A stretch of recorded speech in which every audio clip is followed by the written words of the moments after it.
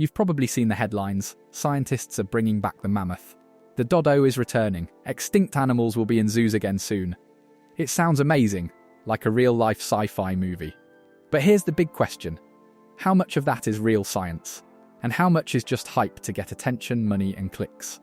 In this video, we're going to slow down, look under the hood, and ask, which de-extinction projects are actually happening in the lab?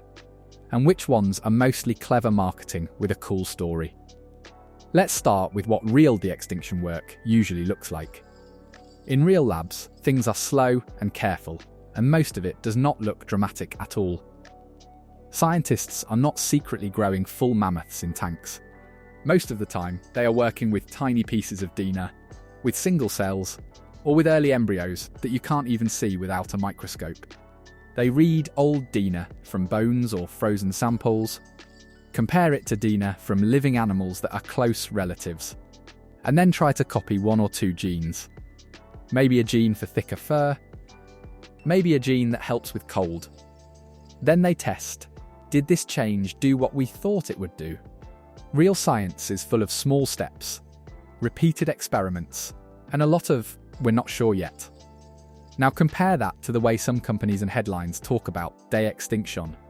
You'll see big promises like, "We will bring back the mammoth by 2030, or "We're building a real-life Jurassic Park," or "Soon you'll visit a park full of extinct animals."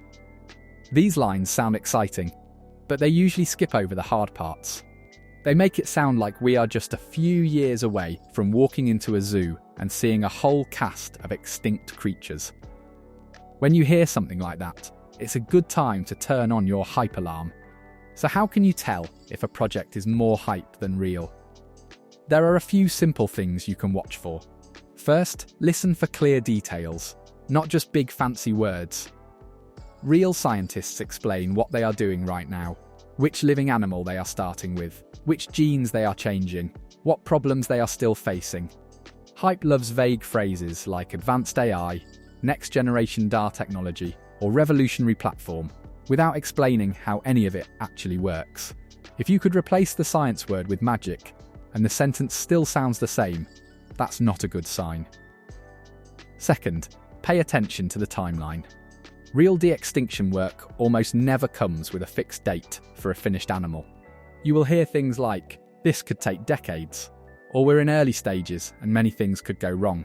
Hype loves to give a specific year, like Mammoth by 2028, as if they are announcing a new phone release. Life is not a product you can ship on schedule. If someone speaks very confidently about a clear deadline, be extra careful.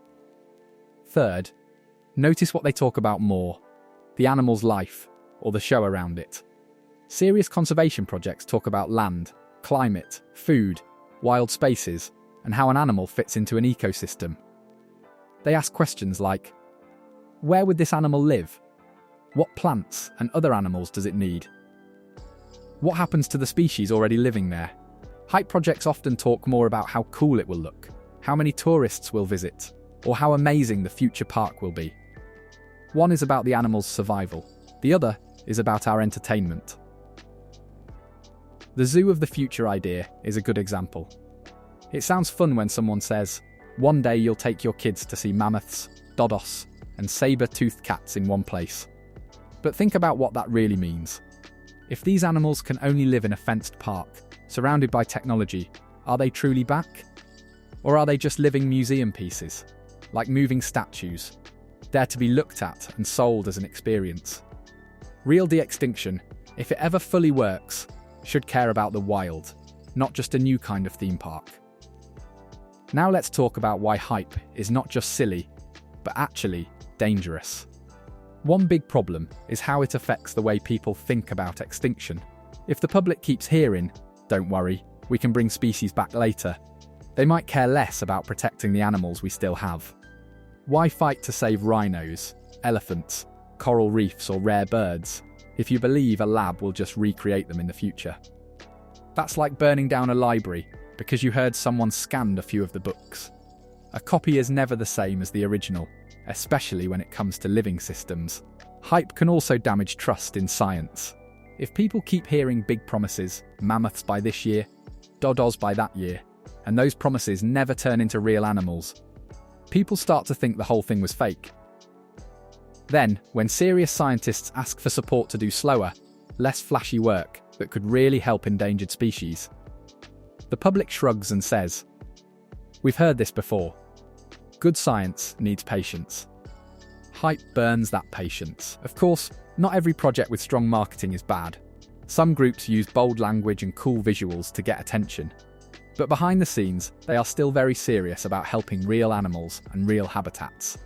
The question to ask is, do they keep connecting the story back to living species, real ecosystems, and real conservation? Or do they mostly focus on extinct stars and futuristic parks?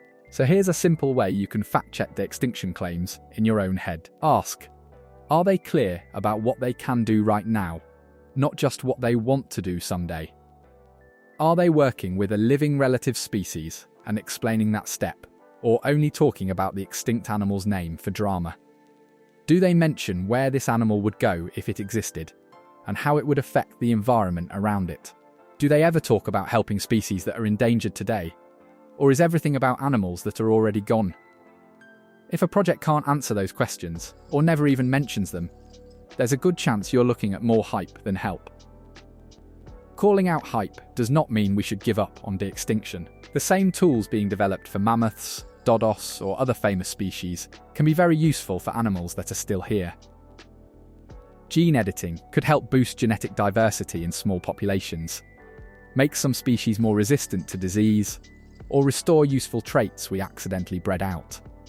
But to use those tools in a good way, we need honesty, honest limits, honest risks, and honest goals. On the De-Extinction Lab, I don't want you to just be impressed by big announcements. I want you to understand what is really happening, where the line is between real science and pretty marketing, and how to ask smart questions. Enjoy the ideas, enjoy the what-ifs, but don't let anyone trick you with shiny words and no substance. If you want to dive deeper into the serious side of this field, check out our videos on functional de-extinction and synthetic species, where we talk about how bringing back traits, not whole animals, might be the real future of this science. And if you like having your brain switched on while everyone else is just reading headlines, make sure to like this video, subscribe to the De-Extinction Lab, and turn on the bell. Because in a world full of big promises about bringing back the past, the most powerful thing you can bring to the future is a clear mind.